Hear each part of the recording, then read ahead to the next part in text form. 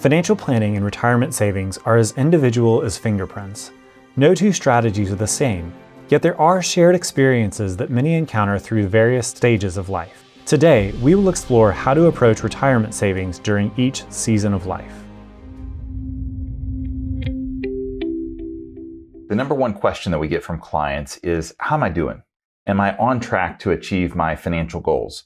And every client is going to be different, but there are these commonalities in the seasons of life that we do want to dive into a little bit today. Now, some of those are all going to come back to, are you trying to retire at 55, at 65, at 75, at some other age? What are all of the different pieces that we look at? But there's enough commonalities, and these would be particular as we think about, what are typical earnings and expenses in a given season? What are the goals that might be considered in this season based on a client's age? Another one would be, where should they prioritize savings, and how should they think about that in their tax planning when they're thinking about savings? And that would include, of course, the type of investment vehicle that they might use or prioritize.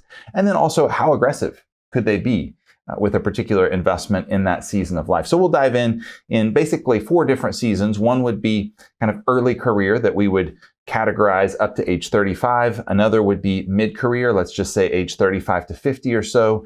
A later career, maybe in your 50s and 60s. And then if you retire and still have employment or have some kind of a side gig, we'll also consider that season as well. So as we dive in, Austin, what are some things to consider as we think about that early career up to, say, age 35? What are typically expenses and income going to look like in that season? Yeah, well, and again, it comes back to what we talked about in that intro. Every person is different. Every situation, every financial circumstance is different. If you are an individual who has never been married, who has no kids, and has a high income, it's going to be very different than if you are a single income family with multiple kids. Right. So I think we have to take everything that we say here with a grain of salt, just knowing that there's going to be differences in each of these scenarios. But by and large, people in their early career, let's say graduated high school, graduated college, all the way up through about 35, your earnings are likely going to be the lowest earnings years that you have in your career. You're starting off, you may have switched jobs a couple of times. You're still kind of trying to figure out, what is that best fit for me? And so in those times, your earnings are going to be lower. If you've got young kids under the roof, they don't pay for much of anything, and they have high expenses. And so there's going to be this level of stress that they have because income is low and expenses are high. And there may be other things that they're saving for, such as down payment of a house, repaying college debt. So we have to factor those things into consideration as we think about, okay, what am I saving to? Because the reality is most of us will experience earnings growth over time, where there may be some space to catch up later. And so I think especially it's easy for us folks in our early career to look at this and be like, well, a financial planning textbook says I have to have X amount over my current income, but I also wanted to buy that house, and I also wanted to save for my kids' college. And I'm nowhere near that X amount. And so I think we need to realize that there can be stress in the season for those early earners. So Spencer, you want to talk us through maybe some of those other pieces of tax considerations and how to be invested in this early season? Well, and you hit the nail on the head. It's going to be different for kind of, let's say, 2 groups. Those who have high income and low expenses, let's try to save as much as we can in that season. And oftentimes we look at a vehicle like a Roth IRA or a Roth 401k that can be a great savings vehicle because you're still not taxed at maybe the clip that you will be later in your career. So you can get those savings, pay the tax, and get them savings towards retirement.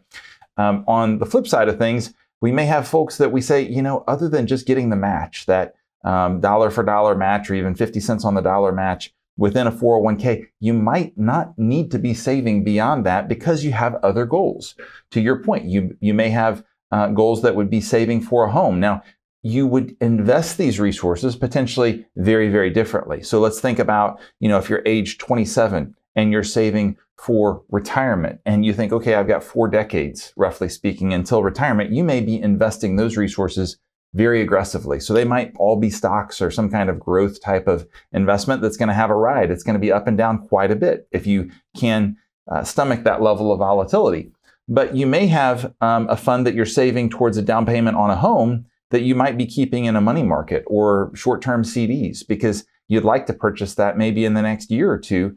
And so you don't want that kind of ride. So you might have kind of a barbell approach where you've got really aggressive investments on one side, very conservative investments on the other side, but it all comes back to your goal there. Now, one of the other things that we always want to encourage clients with is a health savings account. If you have capability towards saving towards one, that can be a great vehicle regardless where you sit across the spectrum, because you're getting a tax benefit on the way in and you're not paying any taxes going out, provided they're used for qualified expenses. So we have to think about this in particular with these different trajectories that clients might be on. But generally speaking, again, we're looking at Roth IRAs, HSAs as being the first places, Roth 401ks, first places to go in this season. And then if we have really high level of income and a capacity to save, then we can use some of these other vehicles too. Right. Okay. So let's move on to the mid-career. Mm-hmm. So again, your mileage will vary. Right. But typically what we see here is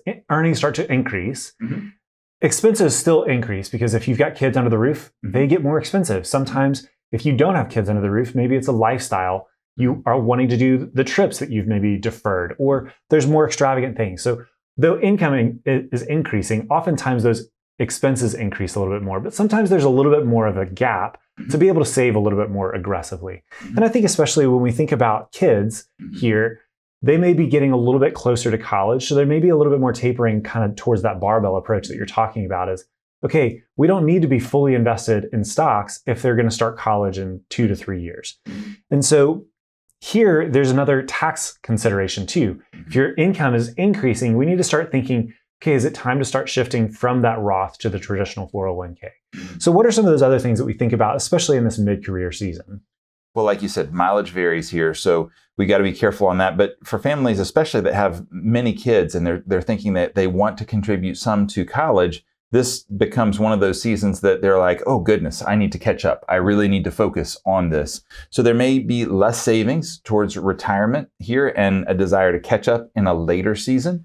If there's not that pressure, then oftentimes this is when those retirement contributions can increase, because a lot of the folks that we serve, by the time they're 35, they have a home.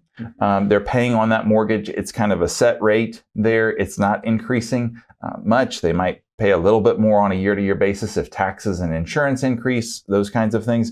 But generally speaking, their home expenses are going to be fairly fixed, yet their income oftentimes will be bumping up. So that sometimes gives us a capability to increase those retirement savings. And as you mentioned, depending on their tax situation, it could mean that we increase the pre-tax side of things there as well. Again, HSA is going to be attractive throughout. And if we have savings going towards college, then this is really when will they be used? Because, if we have a client that has, 3 kids by the time they're 30, and now we're looking at, the kids using those resources maybe when the client is in their early to mid 40s, then those resources need to be more conservative. But we have some clients that they have 3 kids and they start having kids in their late 30s. And so they have a longer runway there. They might have 15 years or even 20 years before those resources are used. And so those resources in a 529 college savings plan might be more aggressive if they have that longer time frame.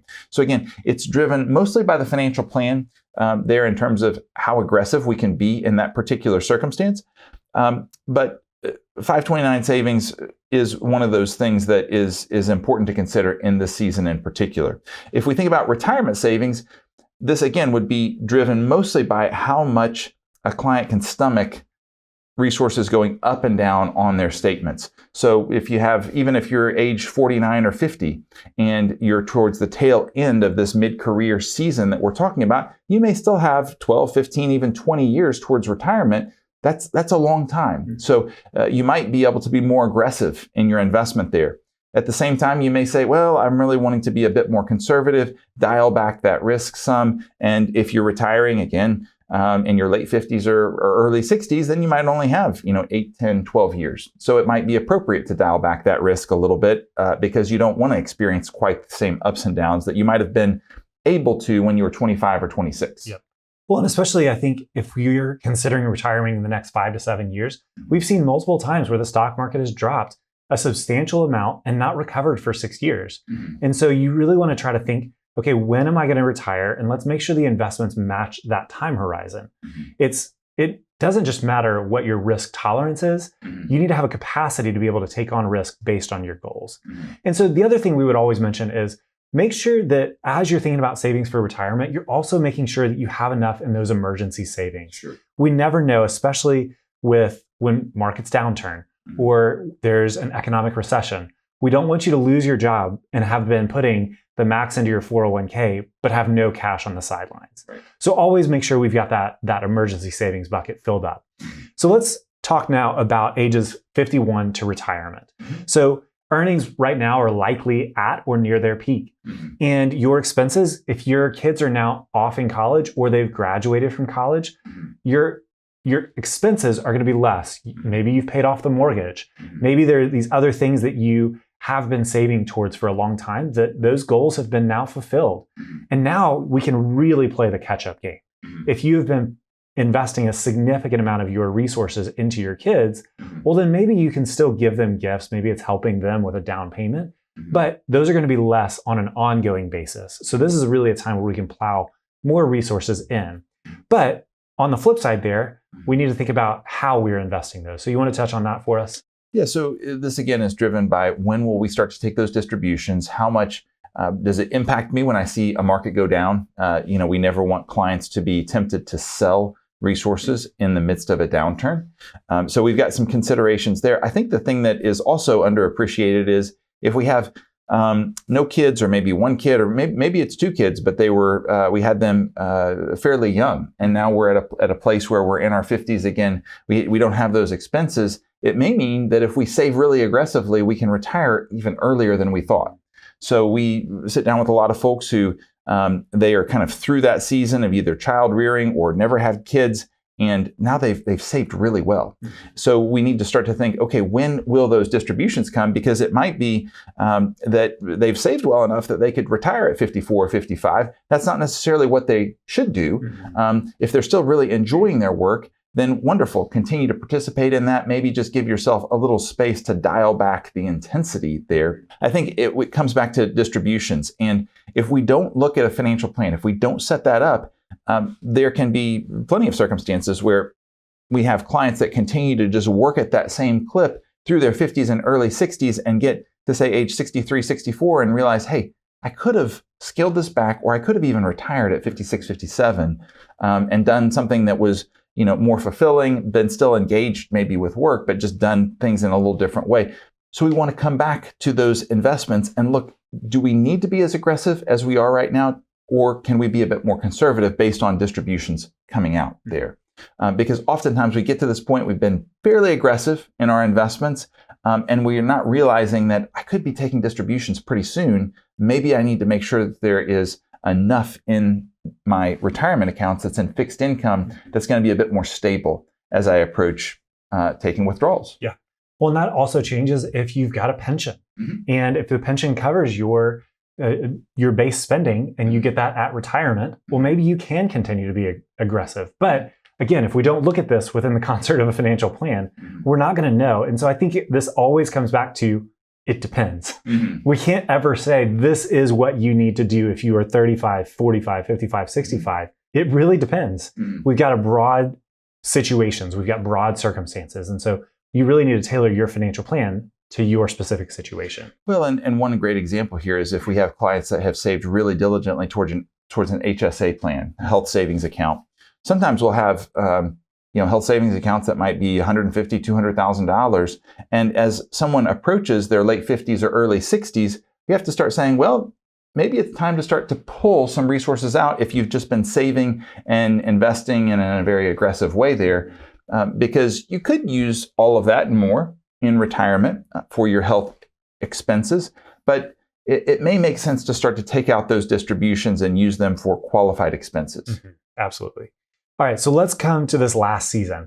You have entered retirement. Maybe you've come backed off full-time work. Maybe you're just doing a little part-time gig in retirement. At this point, maybe you're not at your peak earnings anymore because at part-time work, you're not making as much money. But it could be a different type of income. You could be doing consulting and having self-employed income. The reality here is expenses, it's going to be different because you might be drawing Social Security, you might have a pension that covers some of that.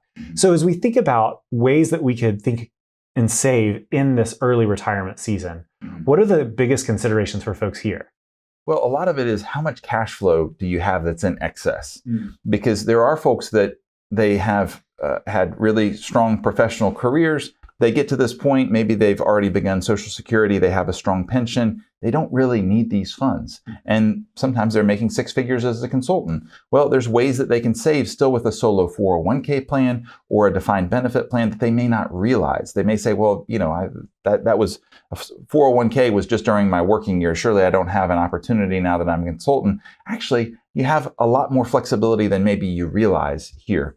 So we want to take advantage of that. If you're at a high tax bracket and maybe you can defer some of those income to a later point, we want to make sure that those options are on the table. Now, for a lot of folks, though, what we're trying to do is make sure that if they have an opportunity to get a match in retirement, to be able to defer some of that, or to be able to just even save, for instance, if we have a lower level of income in retirement, but those can be saved towards a Roth IRA or towards a Roth 401k plan, maybe an employer-sponsored plan, that those are better options than a non-qualified set of savings, which is where clients might just naturally gravitate once they've retired because they think, well, I don't have any other options. Actually, you probably do. So we just want to make sure, again, that we're trying to reduce the headwind on the growth of those investments over an extended period of time. And oftentimes a Roth IRA, sometimes an HSA plan, these different vehicles can be really, really helpful in this season. Right. And we just, again, come back to what are those goals that you have? Because if you have funded your retirement, you have a pension, you've got Social Security, all of your bases are covered. Well, maybe you don't need to be saving. Maybe it's time, can I give more charitably? Can I give more to my kids, grandkids? Can I give time and energy into institutions that I care about? And so again, we come back to what are those goals? What are the resources there for? Clients, if you have questions about how you should be saving, or you want to talk to your kids and ask us questions about how your kids should be saving, we would love to have that conversation with you. As always, feel free to leave comments below. Don't take any of this advice as advice for your specific situation, but take it to your financial professional. And we look forward to seeing you next time. Take care. If you like these financial planning videos, please share it with a friend. And if you have questions, go to our website at SiriusRetirement.com. This content was provided by Retirement Planning Services. We are located in Knoxville, Tennessee. You can visit our website at SiriusRetirement.com. The information in this recording is intended for general educational and informational purposes only and should not be construed as investment advisory, financial planning, legal, tax, or other professional advice based on your specific situation. Please consult with your professional advisor before taking any action based on its contents. Advisory services offered through Retirement Planning Services, LLC.